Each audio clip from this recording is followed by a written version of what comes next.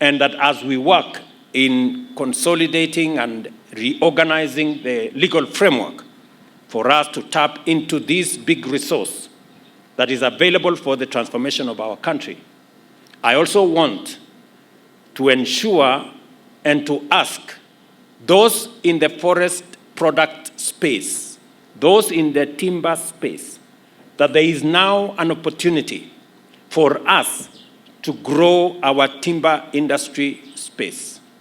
We have already taken steps as government to make sure that the use of locally available forest resources takes precedence over imported products. It is the reason why we have made the conscious decision that furniture must be manufactured locally, and imported furniture will not take precedence over locally manufactured furniture. And to make sure that we exploit our resources in a transparent, effective manner, the old method of allocating forest resources to people in a manner that is not transparent has stopped. Going forward, all public resources in the forest will be tendered for in a transparent, clear manner so that we get value for the resources we have in our forests and also develop capacity for industries to use these resources for the benefit of the country, for us to be able to create jobs around these forest products, and for us to manufacture forest products, including furniture, locally in Kenya, using our own human capital, our own developed resources, and making sure that products that otherwise would have been imported are made from forest products that are available here in Kenya. There is therefore an opportunity for business people to work with the Kenya Forest Service for us to create a robust forest products industry that will power the engines of our transformation. I ask you, as forest officers and managers, as you join the KFS fraternity, believe in yourselves, believe in what you do, and believe in your country. All of us, as the people of Kenya, it is time that we believed in this great country God has given us. It is time that we stopped the negativity. It is time that we stopped believing in the fake news and in the propaganda that is hurting our nation. Because looking at the Kenya Forest Service in the last 2 years, the transformation is phenomenal. What has been achieved in the last 2 years, reducing illegal logging and forest criminal activity by 90%, is something we should be proud of. The fact that Kenya Forest Service now can raise its own resources because of the transformation and because of the reforms that have been undertaken is something we should celebrate. That is not just happening in the Kenya Forest Service. It is happening in the Kenya Wildlife Service. It is happening in the National Youth Service. It is happening in all our other services. These are the positive elements that make Kenya stand out, and that is why we have earned respect globally. It is therefore essential that we develop capacity, as I have said, including the human resource. The men and women here, and I want to tell you as a father, that the challenge that our Kenya Forest Service has faced in the past is that of laxity, incompetence, and integrity. I want to ask you, in this very important graduation ceremony, in the presence of your parents and families, do not allow your career to be tainted with integrity issues or laxity or incompetence.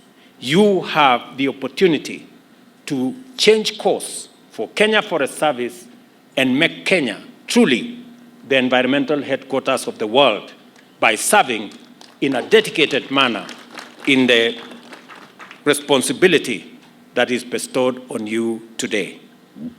I wish to emphasize that protecting our environment not only befits us and not only benefits all of us, but also empowers our generation to discharge its debt to future generations. Forest conservation, afforestation, and tree planting campaigns are long-standing Kenyan traditions going back to many decades.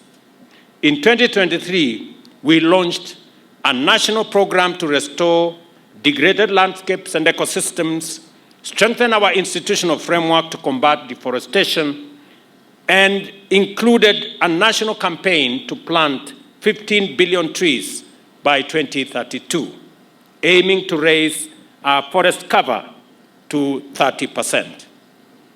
This is the context in which you must understand the significance of this function and appreciate the role of the graduating officers here, as well as their colleagues who are already in the Forest Protection Service.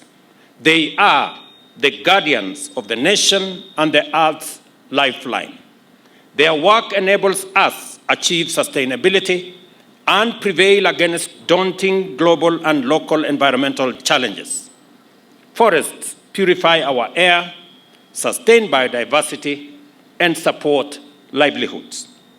It is therefore essential that we develop capacity, including adequate numbers of trained professionals to overcome the threats of deforestation, illegal logging, and climate change, which diminish forests and the Earth's ability to sustain life. We cannot overemphasize the relevance of the recently launched Climate Resilience Service Program, known as Climate Works Mtaani Initiative. That will also help the 15 billion tree growing campaign program, with the objective of creating unemployment opportunities for over 200,000 youth annually. Your Excellency, today is your day. We, the Ministry of Environment, Climate Change, and Forestry, we are very, very happy.